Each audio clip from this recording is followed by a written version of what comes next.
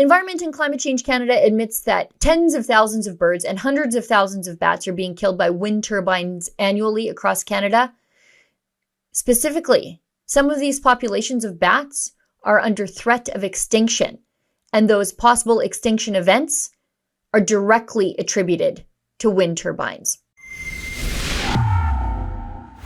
This morning, our government is releasing Canada's emissions reduction plan.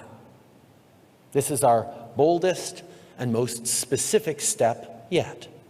It's ambitious and it's achievable. It's ambitious because it will get us to 40% lower emissions by 2030 compared to 2005 and keep us on track to net zero by 2050. New data on just how many tiny creatures of flight are being blended into slurry each year in pursuit of the Liberals' net zero agenda was revealed in response to an inquiry of the Environment and Climate Change Ministry posed by Conservative MP Damien Carrick.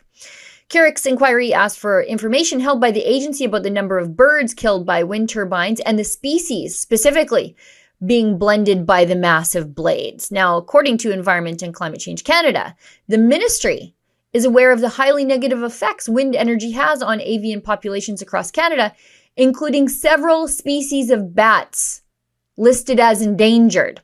Now, this is directly from the data tabled in the House of Commons. So I'm going to read it. And this is Environment and Climate Change Canada's own data. So they know that Justin Trudeau's pursuit of green energy is putting species at risk, but they don't seem to care because they're more concerned about controlling the kind of car you drive and carbon taxing you on the fuel you put in it. Let me show you. A paper, Zimmerling et al., 2013, studied the impact of wind turbines on birds. They estimated an average of 8.2 birds were killed per turbine each year after correcting for the number of carcasses that would be missed by searchers. What a sentence.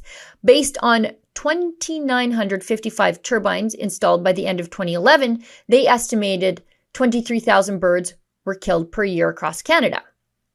Based on data from the Canadian Wind Energy Association website, by the end of 2022, the installed wind capacity in Canada had increased by about 15,000 megawatts. Assuming average wind turbines are now 2 to 3 megawatts, this corresponds to about 5,000 to 7,500 turbines. Thus, if mortality rates remain similar, the number of birds killed would now be estimated at 62,000 per year. Now, here's where they start making excuses. This number is much lower than the number of birds estimated by Calvert et al. In 2013 to be killed by other human-related sources, such as 20 million birds per year by domestic and feral cats. Hang on, birds eat cats. That's the cycle of life. That's nature. Turbines are not nature. Let's keep going.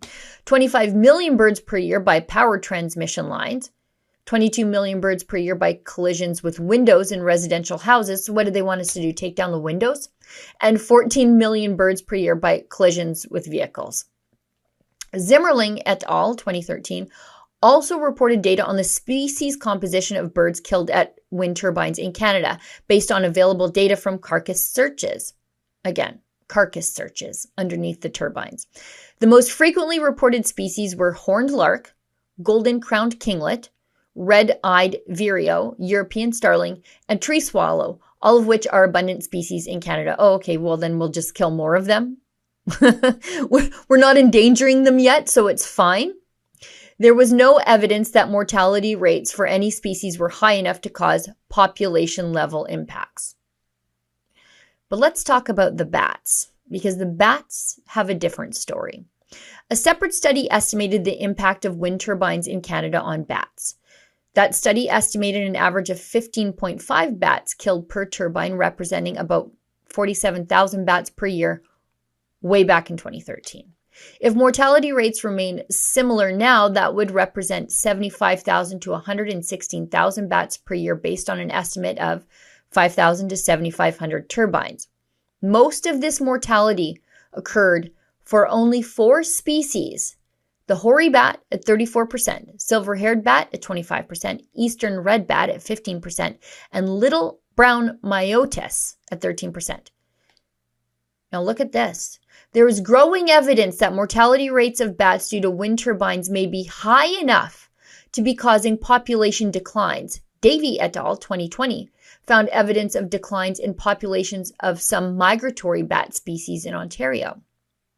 The Committee on the Status of Endangered Wildlife in Canada recently recommended that the hoary bat, red bat, and silver-haired bat should all be listed as endangered under the Species at Risk Act. The reason for designation indicated that populations were declining by more than 50% over 3 generations, with the major threat of high mortality risk at wind energy facilities. The Liberals tell me that they're environmentalists and that I have to drive an unreliable green car to be one too. But they're the ones putting entire species of wildlife at risk to pursue green energy agendas. For Rebel News, I'm Sheila Gunn-Reid. To sign the petition to stop the Liberals' unscientific, anti-human desire to go green at all costs, please visit nogreenreset.com.